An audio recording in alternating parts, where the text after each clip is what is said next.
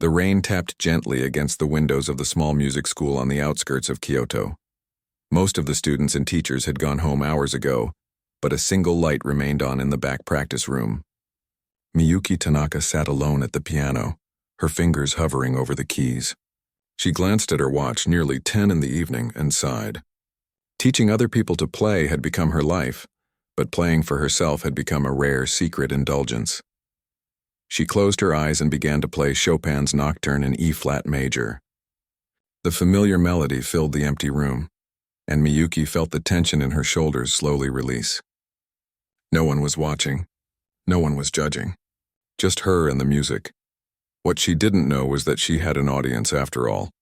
Outside on the quiet street, Ethan Reynolds stood motionless under his umbrella.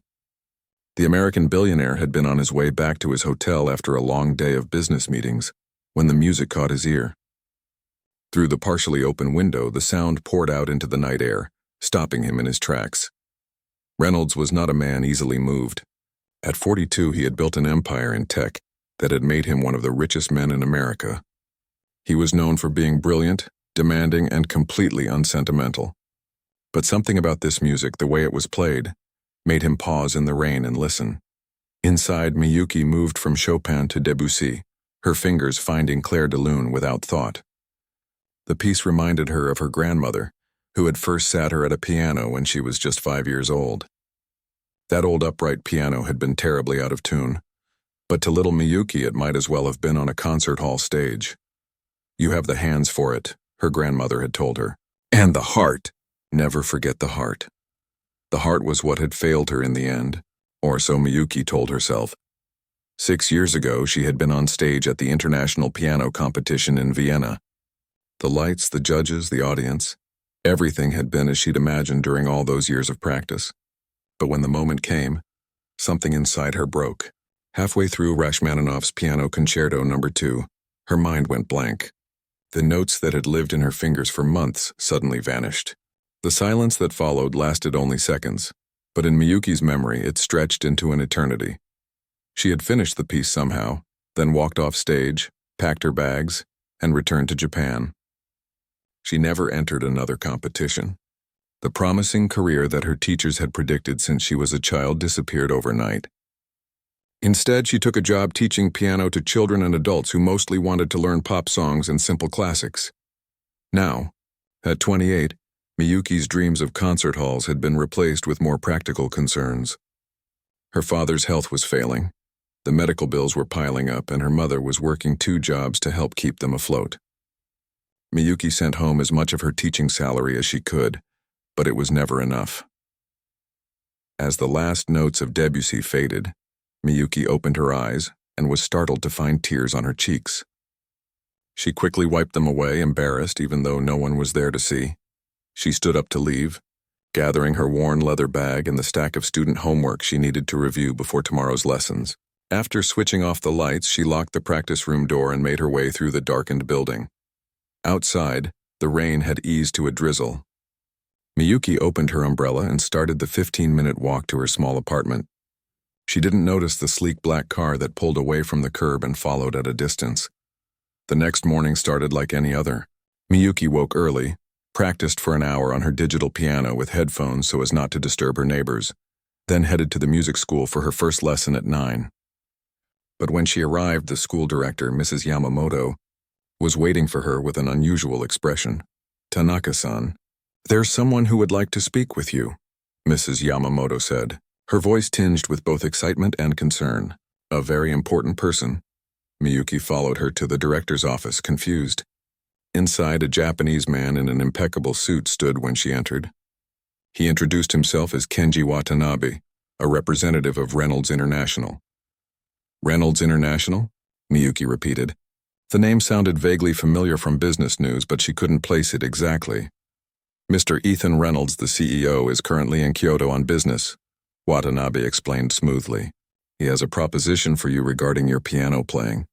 Miyuki's confusion deepened. "My piano playing? I'm just a teacher. I don't perform," Watanabe smiled politely. "Mr. Reynolds heard you playing last night. He was quite moved, and has asked me to extend an invitation to meet with him this afternoon to discuss a potential Opportunity. The realization that someone had heard her private moment of playing sent a wave of unease through Miyuki. She glanced at Mrs. Yamamoto, who nodded encouragingly. "This could be wonderful for your career, Tanaka-san," the director said, "and for our school's reputation as well." After some hesitation, Miyuki agreed to the meeting, though she couldn't imagine what this American businessman could possibly want with her. Mrs. Yamamoto rearranged her afternoon lessons, and at 2 o'clock a car arrived to take Miyuki to the Kyoto Ritz-Carlton. In the elevator riding up to the hotel's top floor, Miyuki felt wildly out of place. Her simple dark blue dress and low heels, her teaching clothes, seemed shabby compared to the luxury surrounding her. She clutched her handbag tightly, wondering if she should have made an excuse and declined the invitation. Too late now. The elevator doors opened directly into a vast suite with floor-to-ceiling windows overlooking the ancient city. Standing at those windows was a tall man in a casual but obviously expensive outfit, dark jeans and a light gray sweater that looked softer than anything Miyuki had ever touched. "Ms. Tanaka," he said, turning around. "Thank you for coming. I'm Ethan Reynolds." His Japanese was decent but heavily accented. He switched to English with a questioning look, and Miyuki nodded. Her English wasn't perfect, but she'd studied it extensively for international music programs. "Please sit." Reynolds gestured to a seating area. "Would you like something to drink? Tea, coffee?" "Tea, please," Miyuki said quietly, perching on the edge of an armchair that probably cost more than 3 months of her salary. As a hotel staff member brought tea, Miyuki studied Reynolds carefully. He wasn't what she had expected. From the few billionaires she'd seen in magazines or on TV, she had imagined someone older, perhaps with the soft look of someone who had others do his physical work.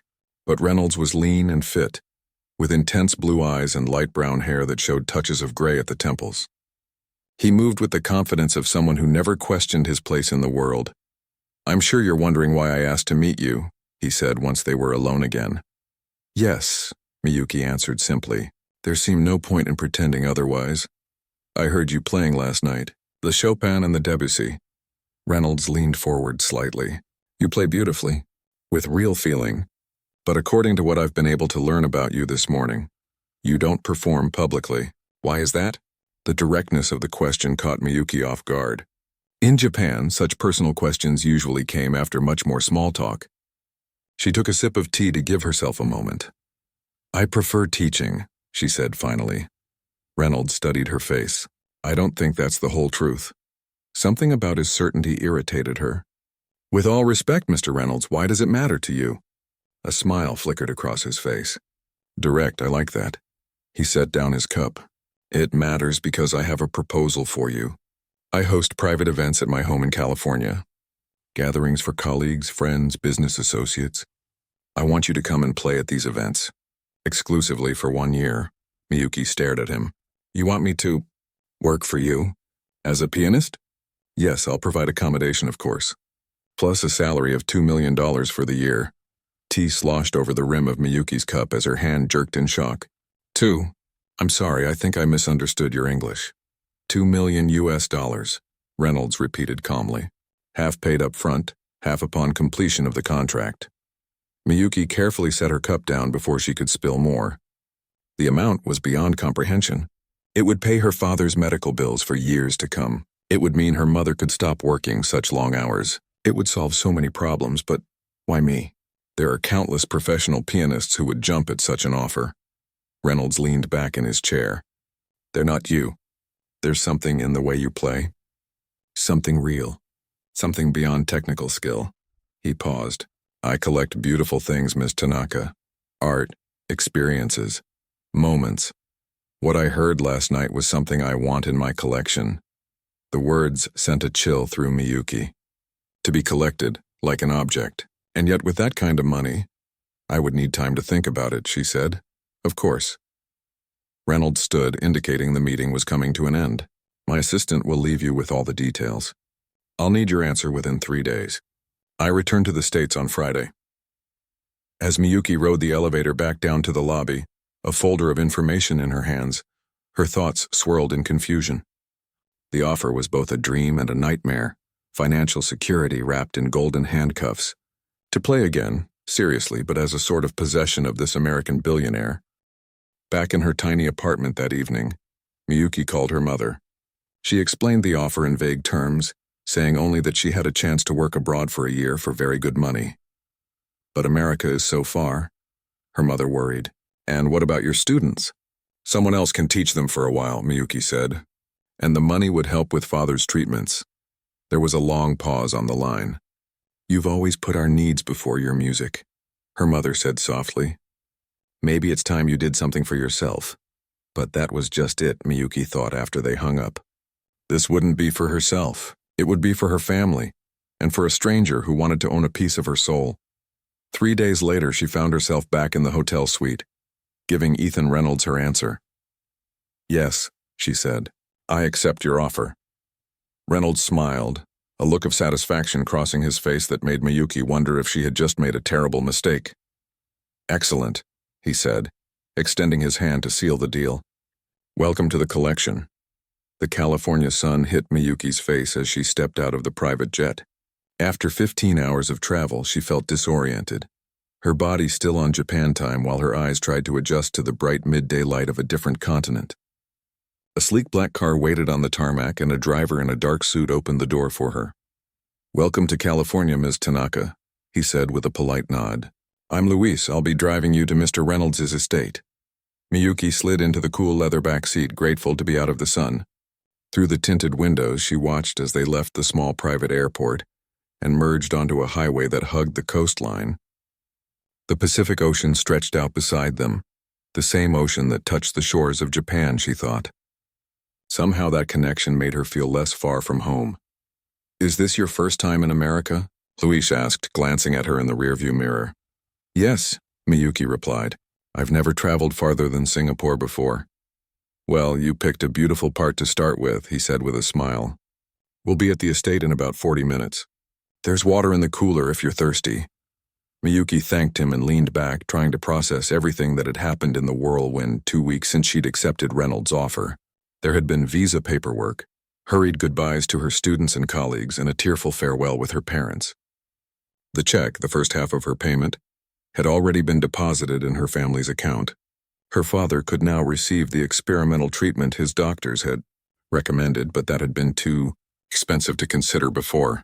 The highway eventually gave way to a winding road that climbed into the hills. They passed through gates so discreet Miyuki almost missed them, then continued up a long driveway lined with cypress trees. When the house came into view, Miyuki caught her breath.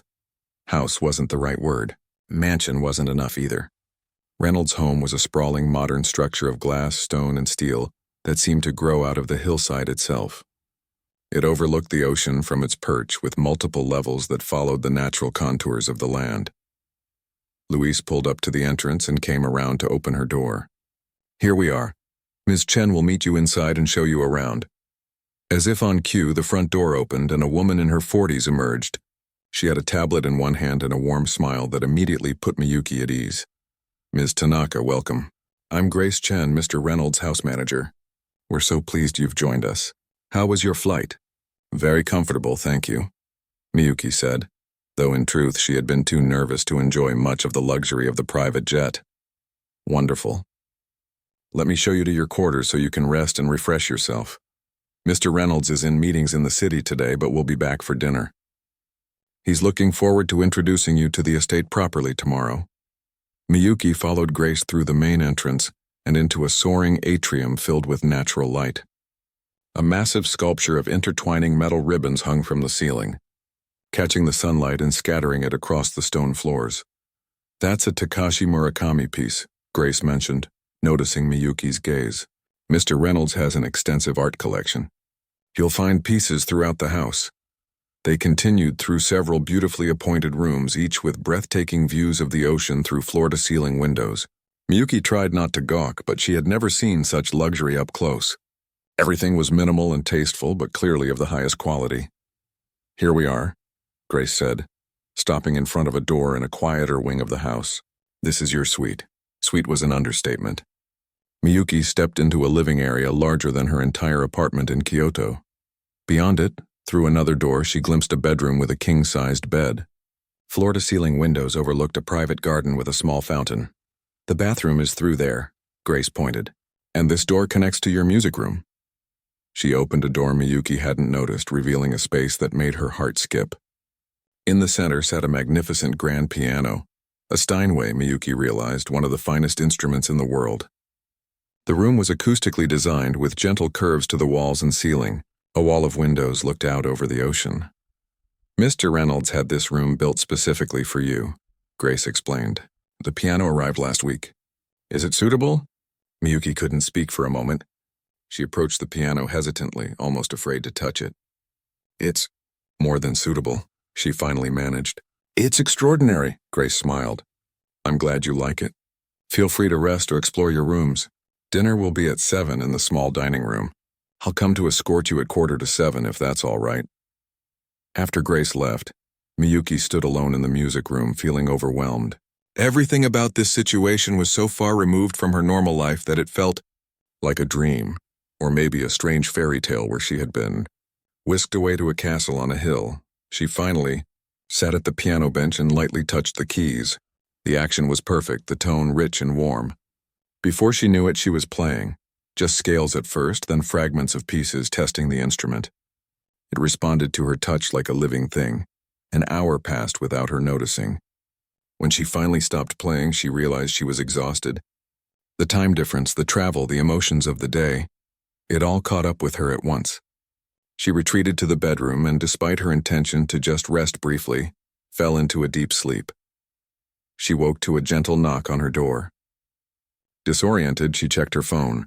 It was 6:45 p.m. She had slept for hours. Coming, she called, quickly freshening up in the bathroom. Her suitcases had been brought in while she slept and placed neatly near the closet.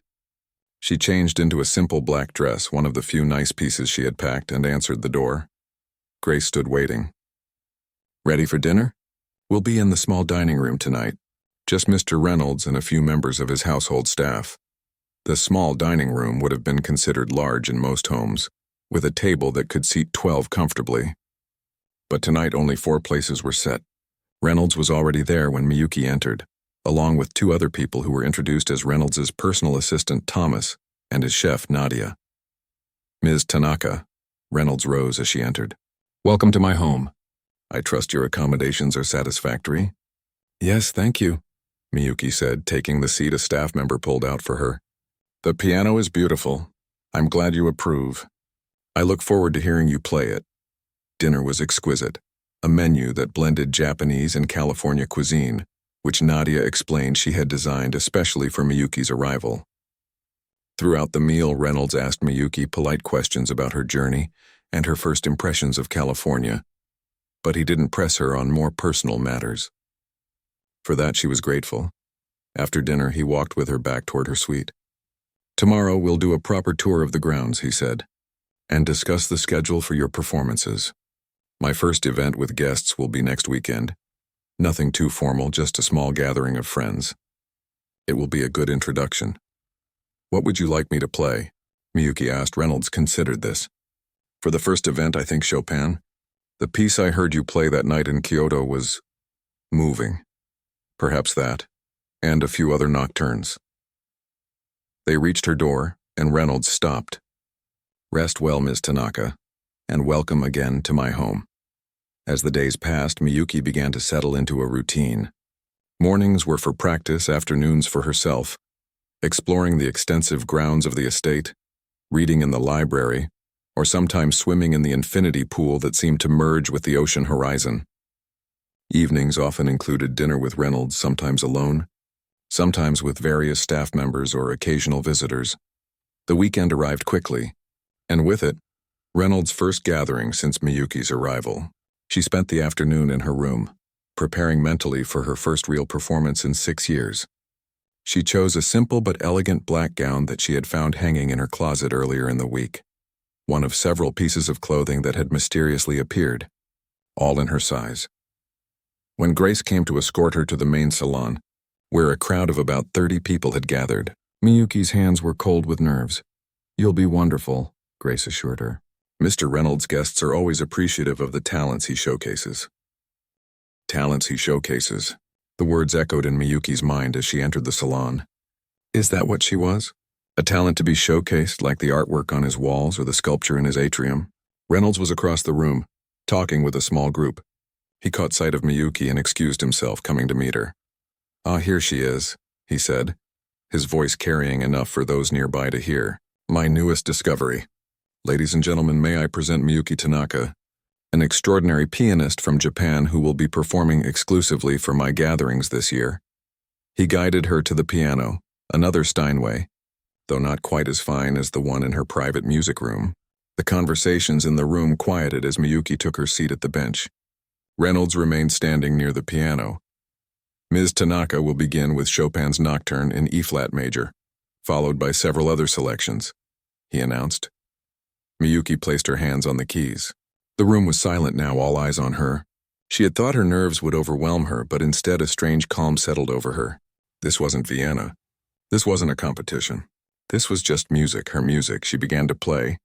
The familiar notes of the Chopin Nocturne filled the room, and Miyuki lost herself in the piece. When she finished the first selection, there was a moment of silence, then enthusiastic applause. She continued with two more nocturnes, then a Debussy prelude. After she finished, Reynolds approached the piano, smiling broadly. "Didn't I tell you?" he said to his guests. "A rare find indeed."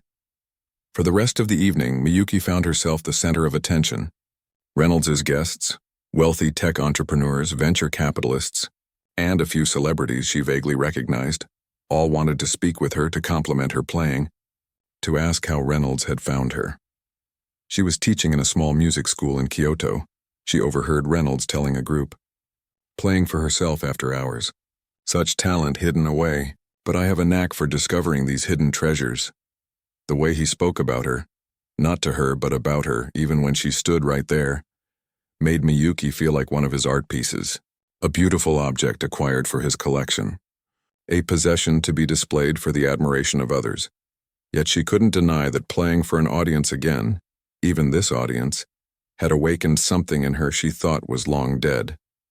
The music had flowed from her fingers more freely than it had in years. Perhaps this strange arrangement, this gilded cage, might offer her something beyond the financial security she had sought. As the evening wound down and the guests departed, Reynolds found her by the windows looking out at the moonlight on the ocean. "You were magnificent," he said. Everyone was impressed. "Thank you," Miyuki replied quietly. "Rest tomorrow," he continued. "Then Monday, we begin work on the repertoire for the next event. I was thinking perhaps some Beethoven. The Moonlight Sonata would suit your style, I think." Miyuki turned to face him. "Mr. Reynolds, may I ask you something?" "Of course. Why me, really? There are thousands of pianists more accomplished than I am, professionals who perform regularly." Reynolds studied her face for a long moment. "Because they perform regularly. They're known quantities. He paused. "You play like someone who has something to prove. To yourself, if no one else. That hunger, that need, it comes through in your music. It makes it real." He smiled slightly. "And I collect real things, Ms. Tanaka, not imitations." With that, he bid her good night and left her alone with the moonlight and her thoughts. Miyuki remained by the window for a long time, wondering if she had made a deal with the devil or if, perhaps, this strange arrangement might lead her back to the part of herself she had lost in Vienna 6 years ago. 3 months passed in a blur of performances and practice. Miyuki had settled into life at the Reynolds estate, though she still felt like a visitor in someone else's world. Every 2 weeks, Reynolds hosted gatherings, sometimes intimate dinners for 10 people, other times lavish parties for 100 or more. At each event, Miyuki performed, her repertoire carefully selected by Reynolds to match the mood and guest list. Tonight was different. Reynolds had told her only that they would have a special guest for dinner, just the 3 of them, and asked her to prepare Rachmaninoff's Piano Concerto No. 2. The request had sent a chill through her. That was the piece she had failed to complete in Vienna, the piece that had ended her career as a performer. She had avoided it entirely for 6 years. "Is there a problem?" Reynolds had asked, noticing her hesitation. No, Miyuki had lied. No problem. Now in her private music room she struggled through the piece again. Her fingers kept stumbling over the same passage, the exact spot where her mind had gone blank on that Vienna stage. Frustration welled up inside her. She slammed her hands down on the keys, producing a discordant crash that echoed in the room. Trouble? Miyuki spun around on the piano bench. A woman stood in the doorway, tall, elegant, with silver-streaked dark hair pulled back in a severe bun. She wore a simple black pantsuit and carried herself with unmistakable authority. "I'm sorry," the woman said, stepping into the room. "I didn't mean to startle you. The door was open and I heard you playing. Rachmaninoff, yes?" "Yes," Miyuki replied, embarrassed that she had been caught in her moment of frustration. "Are you?" the dinner guest. The woman smiled. "One of them, yes. I'm Dr. Isabella Vega, and you must be Miyuki Tanaka." Miyuki stood and bowed slightly, a habit from home she hadn't shed. "Yes, it's nice to meet you. Likewise. Ethan has told me a great deal about you." Dr. Vega moved closer to the piano. "May I?" she asked, gesturing to the bench. Miyuki nodded and stepped aside. Dr. Vega sat down and placed her hands on the keys. Without preamble, she began to play the exact passage that had been giving Miyuki trouble. Her technique was flawless, her interpretation passionate and precise. "You're a pianist," Miyuki said, stating the obvious. Dr. Vega finished the passage and looked up with a small smile. "Was many years ago. You play beautifully. Why did you stop?" "Life took me in a different direction." Dr. Vega stood from the bench. "But we're not here to talk about me. Ethan asked me to come because he thinks you need help." Miyuki stiffened. "Help with what?" "With whatever is blocking you from playing this piece. He says you've mastered everything else he's asked you to play, but this one gives you trouble." A flicker of anger rose in Miyuki's chest. Reynolds had been watching her struggle and had called in. "What, a coach? A therapist?" Without even asking her. "I don't need help," she said coolly. "I just need practice." Dr. Vega studied her face. "Rachmaninoff's Second is a difficult piece technically, but I suspect your issues with it aren't technical at all." Before Miyuki could respond, Grace appeared in the doorway. "Miss Tanaka, Dr. Vega, Mr. Reynolds is waiting in the dining room." Dinner was served in the smaller dining room, with its intimate table and views of the garden lit by subtle landscape lighting. Reynolds greeted them both warmly, though Miyuki remained reserved, still annoyed by his presumption in calling in Dr. Vega without consulting her. As they ate, the first course, a delicate soup that, the chef explained, was inspired by traditional Japanese clear broth. Reynolds finally addressed the elephant in the room. "I see you two have met," he said. "Miyuki Isabella is an old friend. She was also once a concert pianist of considerable talent." "So I gathered," Miyuki replied, her voice neutral. "Isabella now runs the Reynolds Music Education Foundation," he continued, either missing or ignoring Miyuki's cool tone. "She helps discover and nurture young musical talent around the world." Dr. Vega set down her spoon. "Ethan, perhaps we should be direct with Ms. Tanaka. She seems like someone who would appreciate honesty." Reynolds nodded. "You're right, of course." He turned to Miyuki. "The truth is, Miyuki, I haven't been entirely forthcoming about why I brought you here." Miyuki felt her stomach tighten. She set down her own spoon and waited. 6 months from now, I'm hosting a very special event here. A private competition, you might say. 5 pianists, performing for a select audience of the most influential people in classical music. The winner will receive funding to establish their own music education foundation, under the umbrella of my larger foundation. $20 million in total. Miyuki stared at him. "A competition?" "Yes, but not just any competition. This one features 5 exceptional pianists who, for various reasons, withdrew from public performance. Pianists who, like you, had the potential for greatness but stepped away. And you, what, you've been collecting us? Testing us?" Reynolds had the grace to look slightly uncomfortable. "I prefer to think of it as giving extraordinary talents a second chance." "So I'm not the only one," Miyuki said. "There are others like me, other acquisitions." "Not exactly like you," Reynolds replied. "Each of the 5 has their own story, their own reason for stepping back from performance. But yes, over the past few years I've identified and reached out to several exceptional pianists who disappeared from the concert stage." Miyuki thought back to the past 3 months of performances. The carefully selected guest lists. The way Reynolds would watch her play with that calculating look in his eyes. It hadn't just been about showing her off to his friends. He had been testing her, evaluating her all along. "And Dr. Vega's role in this?" Miyuki asked, turning to the older woman. "Isabella helps me evaluate potential candidates," Reynolds explained. And she'll be one of the judges at the competition. I see. Miyuki folded her hands in her lap to hide their slight tremor. And if I don't want to participate in your competition? Your contract only requires you to perform at my private events, Reynolds said smoothly. The competition would be outside that scope. You're free to decline. But if I do, I wouldn't be eligible for the foundation funding. Correct. Miyuki looked between the two of them. May I ask why you didn't tell me this from the beginning? Dr. Vega spoke before Reynolds could answer. Because we needed to see you perform without the pressure of competition. To evaluate your natural abilities when you thought you were just playing. For a dinner party. So you've been deceiving me. Miyuki's voice was quiet but firm.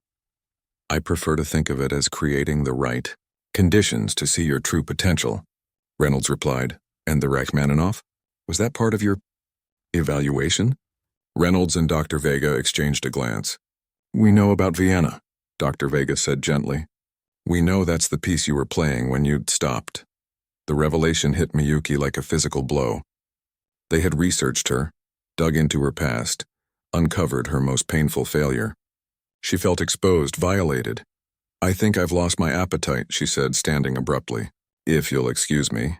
She left the dining room without waiting for a response, walking swiftly back to her suite. Once inside, she paced the room, trying to process everything she had just learned. Reynolds hadn't just wanted her for her playing. He had a larger agenda all along, and now he expected her to compete, to face the very thing that had broken her 6 years ago. A soft knock on her door interrupted her thoughts. Miyuki, it's Isabella. May I come in? Miyuki hesitated, then opened the door. Dr. Vega stood there alone. May I speak with you? She asked. Just us, no Ethan. Miyuki stepped aside to let her in, then closed the door behind her. I owe you an apology, Dr. Vega began. I advised Ethan not to tell you about the competition right away. That was my idea, not his. Why? Dr. Vega moved to the window, looking out at the dark ocean beyond. Because I've been where you are. I know what it's like to freeze on stage. To have the music, the thing you love most in the world, become a source of terror. Miyuki hadn't expected this. What happened to you? Carnegie Hall, 1989. Beethoven's Emperor Concerto. I was 26 and had already won 3 major international competitions. But that night, Dr. Vega shook her head. I made a mistake in the first movement. A small one that probably no one but me and the conductor noticed. But it shattered my confidence. I started second-guessing every note. By the final movement, my hands were shaking so badly I could barely play. She turned from the window to face Miyuki. I never performed in public again. I finished the concert somehow, took my bow and walked off stage directly into retirement. I'm sorry, Miyuki said, and meant it. Don't be.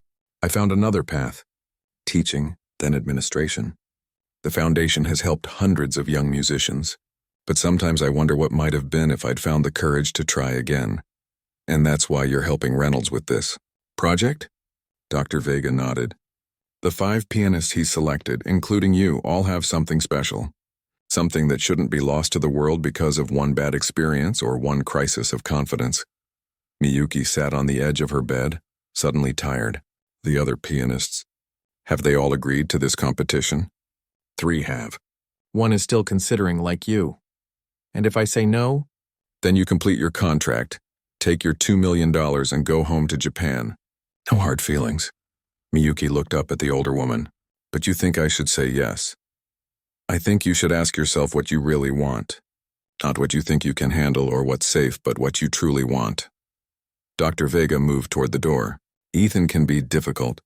He collects beautiful things and sometimes forgets they're not just objects. But in this case, his intentions are good. Think about it. You don't need to decide tonight. After she left, Miyuki sat for a long time thinking. Then she went to her music room and sat at the piano. Slowly, deliberately, she began to play the Rachmaninoff concerto from the beginning. When she reached the passage where she had always faltered, she paused, took a deep breath, and continued. Her fingers stumbled once, twice, but she pushed through, refusing to stop. By the time she finished the piece, tears were streaming down her face. They weren't tears of frustration or fear, but of release. For 6 years, she had let one moment of failure define her. Perhaps it was time to rewrite that story. The next morning she found Reynolds in his office reviewing documents with his assistant. "May I speak with you?" she asked from the doorway. Reynolds dismissed his assistant with a nod and gestured for Miyuki to come in. "About last night," he began. "I'll do it," Miyuki interrupted. "I'll participate in your competition." Surprise, then pleasure, crossed Reynolds's face. "Excellent. I'm glad to hear it. But I have conditions," Miyuki continued. "First, no more secrets. I want to know everything about this competition. Who the other pianists are, what the judging criteria will be, all of it." Reynolds leaned back in his chair. "Fair enough. Second, I choose my own repertoire for the competition. Not you." He considered this for a moment, then nodded. "Agreed, though we may suggest certain pieces for technical evaluation." "And third," Miyuki said, meeting his gaze directly, "from now on you don't talk about me to your guests like I'm one of your art pieces. I'm not part of your collection, Mr. Reynolds. I'm a person who plays the piano." A slow smile spread across Reynolds's face. "You know, Miyuki, I think you might just win this thing after all." The weeks following Miyuki's decision passed in a whirlwind of activity. True to his word, Reynolds shared all the details of the competition with her, including dossiers on the other 4 pianists. Each had their own story of promise and retreat from the spotlight. Liam Chen, a prodigy from Hong Kong who suffered a nervous breakdown at 19. Nadia Volkov, a Russian virtuoso who disappeared from the concert stage after the death of her mentor. Antonio Diaz, once Spain's most celebrated young pianist until a hand injury nearly ended his career. And Yusuf Kaya, a Turkish pianist who walked away from a promising career to care for his ailing parents. They were all extraordinarily talented. They had all stepped back from performance for deeply personal reasons, and now, like Miyuki, they had all accepted Reynolds' invitation to compete. "They'll be arriving next week," Reynolds told Miyuki over breakfast on the terrace. "Each will have their own suite in the guest wing. You'll have chances to meet them, of course, though the actual competition preparations will be private." Miyuki sipped her tea, watching a hummingbird dart among the flowers in the garden below. "Will they have access to practice facilities?" "Of course. We've prepared individual music rooms for each competitor, and you'll keep your own space, naturally." Miyuki nodded, her mind already racing ahead to what her competition repertoire should be. Reynolds had told her that each pianist would perform twice, once in a preliminary round where they would all play the same piece for technical comparison, and then in the final round, where they could choose their own program of up to 30 minutes. "The required piece for the preliminary round has been decided," Reynolds continued, as if reading her thoughts. "Bach's Goldberg Variations. Are you familiar with it?" Miyuki nearly choked on her tea. "The entire variations? That's over an hour of music." No, Reynolds laughed. "Just the aria and 5 variations of your choice. It should be about 15 minutes total." That was more reasonable, though still challenging. The Goldberg Variations were technically demanding and required a delicate touch. Bach had never been Miyuki's strongest composer, but she had played parts of the variations before. "As for your final program," Reynolds continued, "that's entirely up to you. Though Isabella mentioned you've been working on the Rachmaninoff again." Miyuki set down her cup carefully. "I've been practicing it, yes. It would make a statement choosing the very piece that once defeated you." "Is that what this is about for you? Making statements?" Reynolds considered her question seriously. "In part, yes. Each of you has a narrative, a story of talent and retreat. The competition is about changing that narrative, and about you being the one to facilitate that change," Miyuki observed. Reynolds smiled slightly. "I never claimed pure altruism, Miyuki. I'm a businessman. I see value and potential where others don't, and I invest in it. Sometimes that investment pays off in unexpected ways." Later that day, Miyuki found herself in the estate's vast library, browsing through the music section. Reynolds had an impressive collection of scores, recordings, and books on musical theory and history. She had come looking for the Goldberg Variations score, but found herself distracted by a leather-bound volume of Japanese folk songs arranged for piano. As she leafed through it, she heard the library door open. Dr. Vega entered, looking surprised to find Miyuki there. "I didn't mean to interrupt," she said. "I was looking for the Schoenberg biography." "You're not interrupting," Miyuki replied, gesturing to the empty chair across from her. "Actually, I was hoping to speak with you again." Dr. Vega sat down, setting aside her tablet. What about? The competition. I've been thinking about my final program. And? Miyuki hesitated. Everyone will expect me to play the Rachmaninoff. It's the obvious choice, confronting my past failure head-on. But you're not sure you want to be that obvious, Dr. Vega guessed. It's not just that. I've been thinking about why I play, who I am as a musician. The Rachmaninoff is beautiful, but is it really me? Dr. Vega leaned forward, her interest clearly piqued. And who are you as a musician, Miyuki? It was a question Miyuki had been asking herself for weeks now. I'm still figuring that out, she admitted. But I know I don't want to be defined by that one moment in Vienna forever. Whether I play the Rachmaninoff or not, I want it to be my choice, not a reaction to the past. Dr. Vega smiled. That sounds like progress to me. The conversation shifted to other topics. Dr. Vega's experiences judging international competitions, the trends in classical performance, the challenges of bringing classical music to new audiences. Miyuki found herself enjoying the older woman's company and insights. Unlike Reynolds, Dr. Vega treated her as a fellow musician, not a fascinating specimen to be studied. May I ask you something personal? Miyuki ventured as their conversation wound down. You can ask. I might not answer. Do you ever regret not going back to performing after your experience at Carnegie Hall? Dr. Vega was silent for a long moment. Yes and no, she finally said. I've made peace with my choice. I've helped many young musicians find their way. But sometimes when I hear a particularly moving performance, she shook her head. Regret is too simple a word for it. It's more like wondering about a road not taken. The arrival of the other pianists transformed the quiet rhythm of life at the Reynolds estate. Suddenly the halls echoed with different styles of playing coming from various music rooms. Meals became lively affairs with conversation in multiple languages, though everyone spoke English as a common tongue. Miyuki found herself drawn to Nadia, the Russian pianist. Though initially reserved, Nadia had a dry wit that emerged as they got to know each other. One evening after dinner, they walked in the gardens together. Do you think one of us is meant to win? Nadia asked, her accent making the question sound more philosophical than it was. Or is this all just an elaborate game for Reynolds' amusement?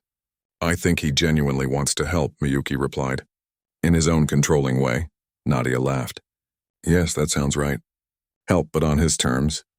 She plucked a rose from a nearby bush, twirling it between her fingers. Have you decided what you will play for the final round? Miyuki had, in fact, made her decision just that morning. Yes, but I'm keeping it to myself for now. Mysterious, Nadia teased. Well, I will tell you mine. Prokofiev's Third Piano Concerto. Though without an orchestra, it will not be the same. Reynolds could probably hire an orchestra if you asked, Miyuki joked. Probably, Nadia agreed, but that would not be fair to the rest of you. As the preliminary round approached, the atmosphere at the estate grew more tense. Each pianist retreated further into their practice rooms, emerging only for meals or brief walks to clear their heads. Miyuki found herself practicing longer hours, refining her interpretation of the Bach, and working on her chosen program for the final round. 3 days before the preliminary round, Reynolds stopped by her music room while she was practicing. She hadn't heard him enter and jumped slightly when she noticed him standing by the door. Sorry to interrupt, he said. That was beautiful, though. Your Bach has improved considerably. Thank you, Miyuki said, closing the score. Did you need something? Actually, yes. I wanted to discuss your final round program. Have you decided what you'll play? I have, and? Miyuki hesitated. She hadn't told anyone her full program yet, not even Dr. Vega. I'd prefer to keep it to myself for now, if that's all right. Reynolds raised an eyebrow. Of course, it's your choice. Though I hope you'll reconsider the Rachmaninoff. It would make for a compelling narrative. Is that what this competition is about? Creating compelling narratives? In part, Reynolds admitted. The judges will be looking for technical excellence, of course, musicality, artistic interpretation, but the story behind the performance matters too. It adds a layer of meaning. Miyuki thought about this.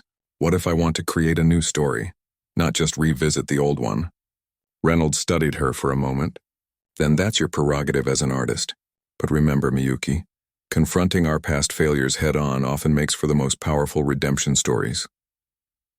After he left, Miyuki returned to the piano but found herself unable to focus on the Bach anymore. Instead, her fingers drifted to a piece she had been working on in private, a Japanese folk song her grandmother had taught her, which she had been arranging herself. It wasn't flashy or technically impressive like the Rachmaninoff, but it spoke to something deeper in her. The evening before the preliminary round, all 5 pianists gathered for dinner with Reynolds and Dr. Vega. The conversation was strained, with everyone clearly nervous about the next day's performances. "I want to thank you all for taking part in this experiment," Reynolds said, raising his glass in a toast.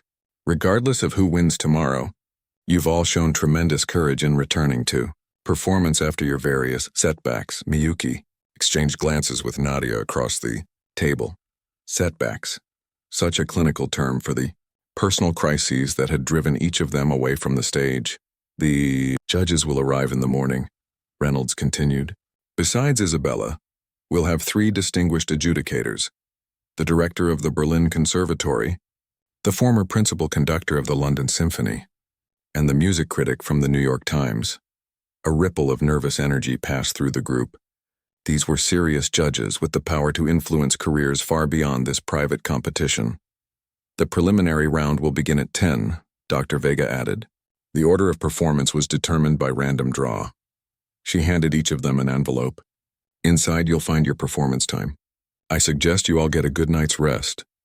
In her room later, Miyuki opened her envelope. She would perform second following Liam Chen. Not ideal. She would have preferred to go last, but not terrible either. She would have time to warm up properly after hearing the first performance. She tried to sleep, but her mind kept racing with fragments of Bach, worries about her technique, second thoughts about her final program.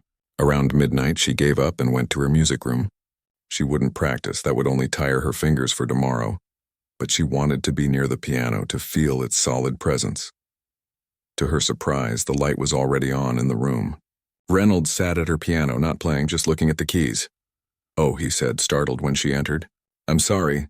I couldn't sleep, and I sometimes find it calming to be near a piano." "Me too," Miyuki admitted. Reynolds stood, gesturing for her to take the bench, but she shook her head. "I'm not here to practice, just to be." They stood in awkward silence for a moment. Then Reynolds said, "You know, my mother was a pianist."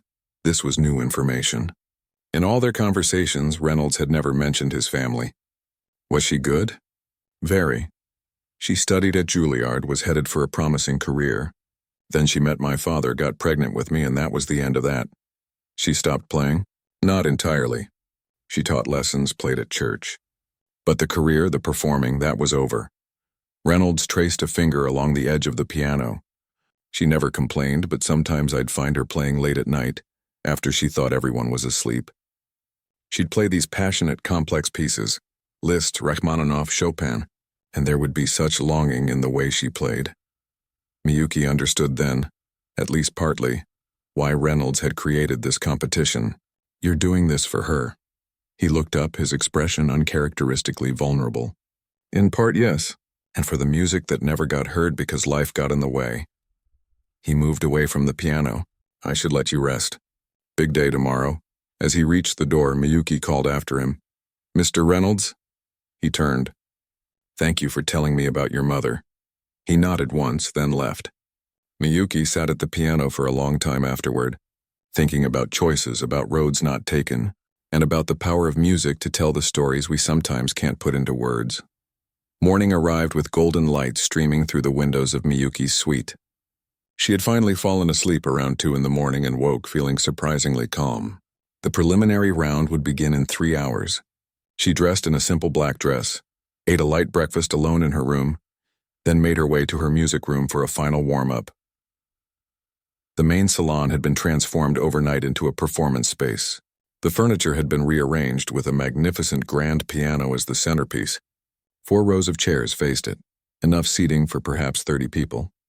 In the front row, 4 chairs were set slightly apart for the judges. Backstage, a space that had once been a small library, the 5 pianists waited, each lost in their own pre-performance rituals. Liam Chen, who would perform first, sat with his eyes closed, his fingers moving slightly as he mentally played through his program. Nadia paced quietly in the corner. Antonio and Yusuf sat apart from the others, focused inward. Dr. Vega entered the room. "The judges are ready. Liam, you'll be announced in 5 minutes." Liam nodded, took a deep breath, and stood. As he left the room, Miyuki felt a flutter of nerves. She would be next. From backstage, she could hear Reynolds welcoming the small audience, mostly staff from the estate, a few of Reynolds' colleagues, and the 4 judges. Then came the announcement of Liam's performance. A moment of silence. Then the delicate opening notes of Bach's Goldberg Variations aria filled the air. Liam's playing was precise and thoughtful. His touch on the keys was light but assured, each note clearly articulated. He had chosen variations that showcased his technical ability, fast, intricate passages that required perfect finger control. As he finished, warm applause followed. "Miyuki Tanaka," came the announcement. "Our second performer." Miyuki walked onto the small stage, her heart pounding. She bowed slightly to the judges, then took her seat at the piano. As she positioned herself on the bench, she caught Reynolds' eye in the second row. He gave her a small nod of encouragement. She began with the aria, as Liam had done, but took it slightly slower, focusing on the lyrical quality of the melody. For her variations, she had chosen a mix of technical and emotional pieces, not just the fastest or most impressive, but those that created a journey for the listener. The final variation she played was the 25th, known for its haunting, introspective quality. It was a risk to end with such a quiet, contemplative piece, but it felt right to her. When she finished, there was a moment of silence before the applause began. She couldn't read the judges' faces as she bowed and left the stage. Backstage, Nadia squeezed her arm as they passed. "Beautiful," she whispered. The remaining performances followed. Nadia's playing was bold and passionate, Antonio's refined and elegant, Yusuf's thoughtful and precise. Each brought their own interpretation to Bach's work, and Miyuki found herself moved by the different approaches to the same music. After the final performance, Reynolds announced a short break before the judges would deliver their decision on which 3 pianists would advance to the final round. The 5 competitors gathered in a small room adjacent to the salon, the tension palpable. "You were all so good," Miyuki said, breaking the awkward silence. "I've never heard the variations played with such different voices." This opened a conversation about their choices of variations, their approaches to Bach, their favorite interpreters of his work. The shop talk helped ease the anxiety as they waited. After 20 minutes, Dr. Vega entered the room. Her face gave nothing away. "The judges have made their decision. If you'll all return to the salon, Reynolds will make the announcement." They filed back into the salon, standing together to one side of the stage. Reynolds stepped forward, holding a small card. "All 5 performances today were exceptional," he began. "The judges had a difficult task in selecting just 3 to advance. But after careful deliberation, they have chosen the following pianists to proceed to the final round." He paused for effect. In alphabetical order: Antonio Diaz, Miyuki Tanaka, and Nadia Volkov. Miyuki felt a rush of emotions, relief, excitement, and a twinge of sadness for Liam and Yusuf. She looked over at them. Yusuf gave a gracious nod of congratulations. Liam's disappointment was visible, but he too managed to smile for the advancing pianists. "The final round will take place tomorrow evening," Reynolds continued. "Each pianist will present their own chosen program of up to 30 minutes. The order of performance will remain the same as today, which means Antonio will perform first, followed by Miyuki, then Nadia." The rest of the day passed in a blur of preparation. Miyuki retreated to her music room, working on her final program. She had made her decision days ago but had kept it to herself. Now, as she played through the pieces she had chosen, she felt a growing certainty that she had made the right choice.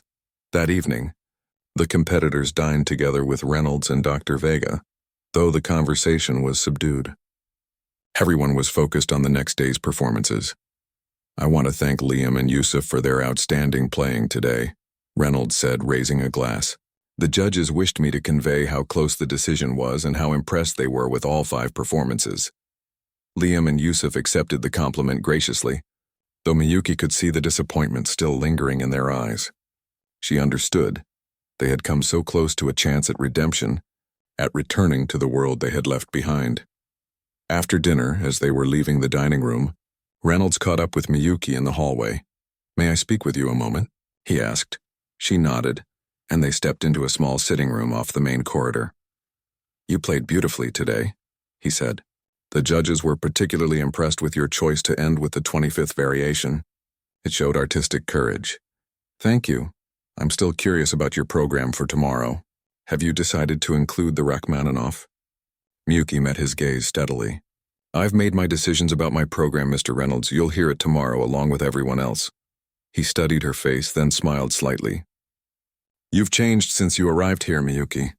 There's a confidence in you now that wasn't there before." She hadn't thought about it, but he was right. Something had shifted in her over these months. "Perhaps I'm finally remembering who I am as a musician," she said. "Not who I was or who others expect me to be." Reynolds nodded slowly. "That's exactly what I hoped would happen." He moved toward the door, then paused. "Whatever you play tomorrow, play it for yourself. Not for the judges, not for me. For you." The final round arrived. The audience was larger this time. Reynolds had invited more guests, influential people from the music world who could potentially impact the careers of the three finalists. Miyuki tried not to think about that as she waited backstage. Antonio performed first. His program was classical and romantic. Mozart, Chopin, and Schumann. His playing was technically flawless, his interpretation tasteful and refined. The audience responded with enthusiastic applause. Then it was Miyuki's turn. As she walked to the piano, she felt strangely calm. She sat at the bench, adjusted her position, and took a deep breath. Then, without introduction, she began to play. She started with Debussy's Clair de Lune, the piece she had been playing the night Reynolds first heard her through the window of the music school in Kyoto. From there, she moved to a piece by the Japanese composer Takemitsu, Rain Tree Sketch, with its delicate, impressionistic portrayal of raindrops falling through leaves. The third piece was her own arrangement of the Japanese folk song her grandmother had taught her, a simple melody that she had developed into a more complex piece that retained the original's poignant beauty. She had never performed her own arrangement before, but it felt right to include this personal connection to her roots. For her final piece, she had indeed chosen Rachmaninoff, but not the concerto that had defeated her in Vienna. Instead, she played his prelude in G minor, a shorter piece that still captured the composer's emotional power and technical demands. As the final notes faded, there was a moment of complete silence. Then the applause began, growing stronger until several people stood. Miyuki rose from the bench, bowed deeply, and left the stage, her heart pounding. Backstage, she found Dr. Vega waiting. "That was unexpected," the older woman said, "and brave." "It felt honest," Miyuki replied simply. They both turned to listen as Nadia began her program with a powerful rendition of Prokofiev. Her playing was bold and passionate, her technique brilliant. The audience responded with equal enthusiasm when she finished. The judges retired to deliberate while the three finalists waited backstage. Antonio and Nadia discussed their performances, analyzing what had gone well and what they might have done differently. Miyuki sat quietly, already at peace with what she had played. Whatever the outcome, she had rediscovered her voice as a pianist. After 30 minutes, Reynolds came backstage. "They're ready," he said. "Please come back to the salon." The three pianists walked onto the stage together. The four judges sat in the front row, their expressions neutral. Dr. Vega, as head of the jury, stood to address the audience. "On behalf of the judges, I want to thank these three remarkable pianists for their performances today. Each brought something unique and valuable to the stage." She opened an envelope she was holding. "After careful consideration, we have selected the winner of the Reynolds piano competition." The room was completely silent. Miyuki could hear her own heartbeat. "The winner is Miyuki Tanaka." For a moment, Miyuki couldn't move. She felt Nadia's hand on her arm, gently pushing her forward. She stepped to the center of the stage as applause filled the room. Dr. Vega handed her a small crystal trophy. "Congratulations," she said quietly. "You played from your heart." Reynolds joined them on stage, beaming. As winner of the competition, Miyuki will receive funding to establish her own music education foundation, focusing on areas of her choosing. As Reynolds continued speaking about the foundation and its mission, Miyuki's mind was already racing ahead. She knew exactly what she wanted to do with this opportunity. create programs for young musicians who couldn't afford proper training, particularly in rural areas like where she had grown up in Japan. Later that evening, after the celebration dinner and after the guests had departed, Miyuki found herself alone in her music room. She sat at the piano, not playing, just thinking about the journey that had brought her here. Reynolds appeared in the doorway. "May I come in?" She nodded, and he entered, taking a seat in the chair near the piano. "I wanted to ask you something," he said. "The Japanese folk song you played, I've never heard it before. It was beautiful. My grandmother taught it to me when I was a child. The arrangement is mine." Reynolds looked surprised. "You're a composer as well?" "No," Miyuki smiled. "Just someone who wanted to honor where she came from while finding her own voice." Reynolds nodded thoughtfully. "You know, when this year began, I thought I was collecting exceptional talents, giving them a second chance. But I've realized something. You never needed me to give you a second chance, Miyuki. You just needed to give one to yourself." "Perhaps we both found what we needed," Miyuki replied. "You wanted to create something meaningful in honor of your mother. I needed to remember why I played in the first place. Not for applause or acclaim, but because the music itself matters." Reynolds stood to leave. "What will you do now? Will you return to the concert stage?" Miyuki considered this. "I don't know. Perhaps in time. But first I want to build this foundation, help young pianists find their way as Dr. Vega has done. And as my mother never had the chance to do," Reynolds added quietly. "Yes." Miyuki turned to the piano and played a few notes of the folk song. "We all have our own paths to follow. Mine led me away from performance for a while, but it also led me here." She looked up at him. "Thank you for that, even if your methods were unconventional." Reynolds laughed. "I've never been accused of being conventional." He moved toward the door. "Good night, Miyuki. And truly, congratulations." After he left, Miyuki remained at the piano. She began to play softly. Not Bach or Rachmaninoff or even her folk song arrangement, but something new.